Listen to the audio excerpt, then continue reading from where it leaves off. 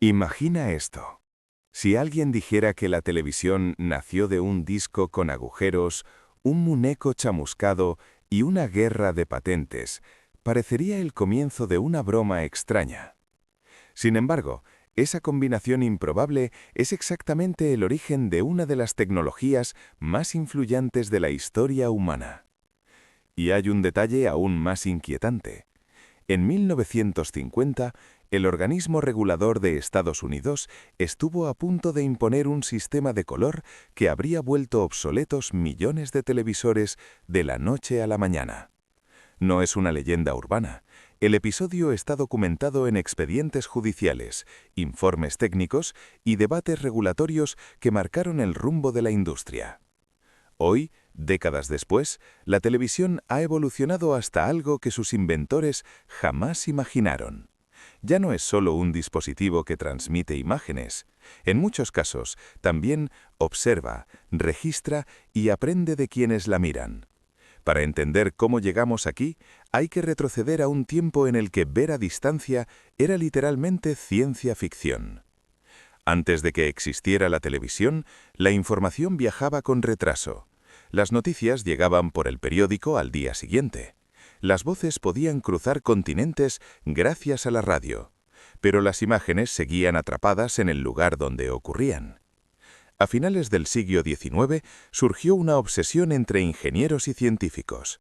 Si ya era posible transmitir sonido a través de cables y ondas, ¿por qué no imágenes? El problema era monumental. Una imagen no es un solo dato, está compuesta por miles, incluso millones de puntos de luz. Para transmitirla era necesario dividirla en partes diminutas, convertir cada una en señal eléctrica, enviarla a distancia y reconstruirla en el otro extremo.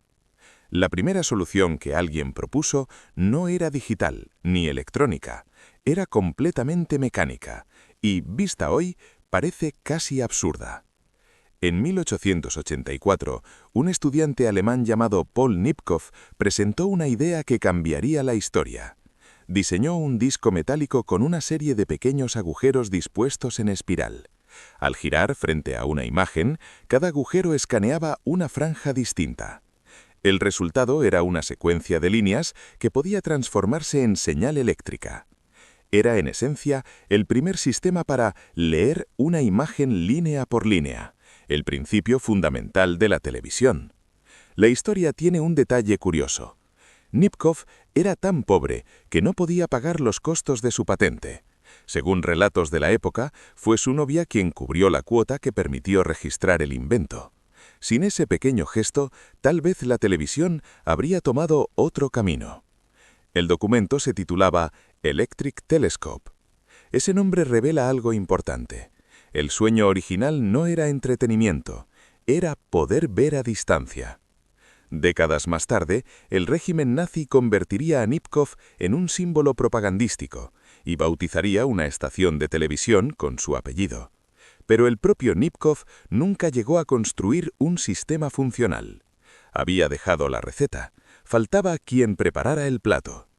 Ese paso lo dio el inventor escocés John Logie Baird. En 1926, en un pequeño laboratorio improvisado en Londres, Baird logró algo extraordinario: transmitir una imagen en movimiento por primera vez utilizando un sistema basado en discos mecánicos. La calidad era extremadamente baja. Apenas unas 30 líneas formaban la imagen, que temblaba y parpadeaba constantemente, pero funcionaba. El desafío técnico era brutal. Las cámaras necesitaban una iluminación tan intensa que un rostro humano podía calentarse bajo los focos. Por eso, el primer actor de la historia de la televisión no fue una persona, fue un muñeco de ventrílocuo, llamado Stucky Bill. Su cara de yeso soportaba el calor que un ser humano difícilmente habría tolerado. Ese rostro inmóvil fue el primer rostro televisado. Baird no se detuvo ahí. En 1928 logró enviar una señal televisiva desde Londres hasta la región de Nueva York, demostrando que la televisión podía cruzar el océano. Ese mismo año experimentó con uno de los sueños más ambiciosos: la televisión en color. Para probarla, utilizó una cesta de fresas. El rojo intenso era perfecto para comprobar si el sistema funcionaba. Sin embargo, mientras Baird perfeccionaba su maquinaria llena de engranajes y discos giratorios, una revolución electrónica estaba a punto de comenzar. Una revolución electrónica. En 1927, un joven estadounidense llamado Philo Farnsworth presentó una idea radical: eliminar por completo los mecanismos mecánicos. Su sistema era totalmente electrónico. En lugar de discos perforados, utilizaba un tubo capaz de descomponer la imagen en electrones y reconstruirla en la pantalla. Era un salto tecnológico gigantesco. La primera imagen que transmitió fue simple: una línea recta. Pero cuando apareció en la pantalla, Farnsworth comprendió que estaba viendo el futuro. El problema no tardó en llegar. La poderosa corporación RCA, liderada por el influyente empresario David Sarnoff, entendió inmediatamente el valor del invento. La empresa ofreció comprar el laboratorio y las patentes de Farnsworth por $100.000. El inventor se negó. Lo que siguió fue una guerra de patentes que se extendió durante años. Ingenieros de RCA intentaron replicar la tecnología. Los abogados llenaron tribunales con informes técnicos y testimonios. En 1935, la Oficina de Patentes de Estados Unidos falló a favor de Farnsworth. Había ganado la batalla legal. Pero la guerra industrial era otra historia. RCA dominaba el producto, el mercado y la narrativa pública. Durante años pagó licencias por el invento, mientras el nombre de Farnsworth se desvanecía en la memoria colectiva. Para 1950, muchas publicaciones llamaban a Sarnoff el padre de la televisión. El inventor original había ganado el caso, pero perdió la fama. Después de la Segunda Guerra Mundial, la televisión explotó en popularidad. Millones de hogares empezaron a comprar receptores. El sistema, sin embargo, no estaba preparado para ese crecimiento. En 1948, el gobierno estadounidense tomó una decisión drástica. La Comisión Federal de Comunicaciones declaró un congelamiento de licencias televisivas. Durante 4 años prácticamente no se autorizaron nuevas estaciones. El objetivo era reorganizar el espectro de frecuencias. Las señales se interferían entre sí, los canales estaban mal distribuidos y el sistema corría el riesgo de colapsar.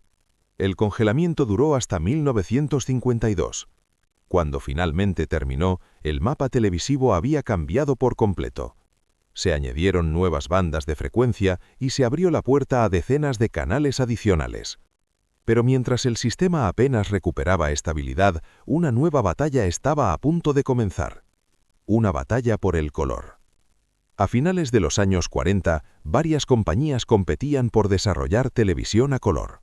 El sistema promovido por CBS, diseñado por el ingeniero Peter Goldmark, utilizaba un método mecánico, con discos de filtros rojo, verde y azul. La imagen era sorprendentemente buena para la época. El problema era enorme.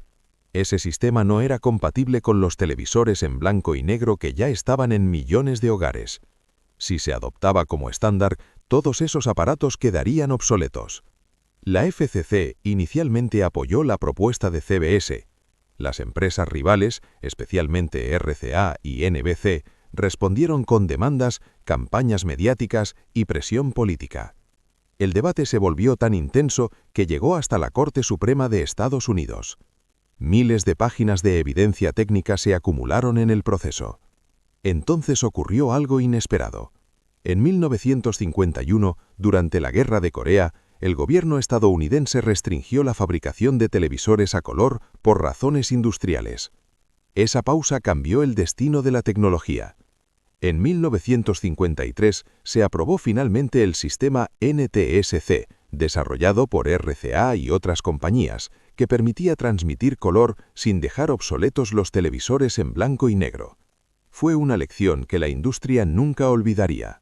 En tecnología, el estándar puede ser tan importante como la innovación. Durante las décadas siguientes, la televisión transformó la vida cotidiana. Se convirtió en el centro de la sala, el nuevo fuego alrededor del cual se reunía la familia moderna.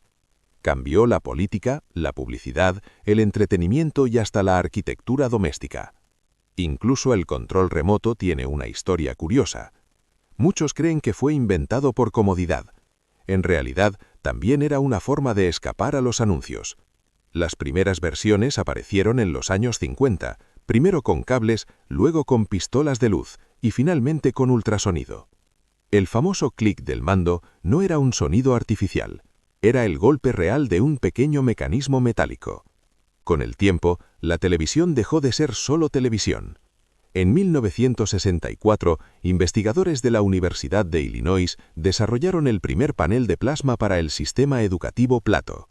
Cada píxel brillaba como un pequeño punto de neón y tenía memoria propia. Esa idea abrió el camino hacia las pantallas planas que hoy dominan el mundo. Pero también marcó el inicio de una transformación más profunda.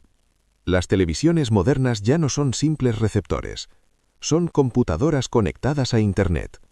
En algunos casos, estas pantallas pueden recopilar datos sobre lo que se ve, cuándo se ve y durante cuánto tiempo. En 2017, la Comisión Federal de Comercio de Estados Unidos acusó a un fabricante de televisores de recopilar información de visualización de millones de usuarios sin consentimiento claro. El dispositivo, que antes solo mostraba el mundo, ahora también puede observar a quienes lo miran. La televisión también enfrenta otro problema moderno: la obsolescencia. Cuando Estados Unidos apagó la señal analógica en 2009, millones de televisores dejaron de funcionar sin adaptadores digitales. Hoy ocurre algo similar, pero de manera más silenciosa. No es la señal lo que desaparece, son las aplicaciones, las actualizaciones y el soporte de software.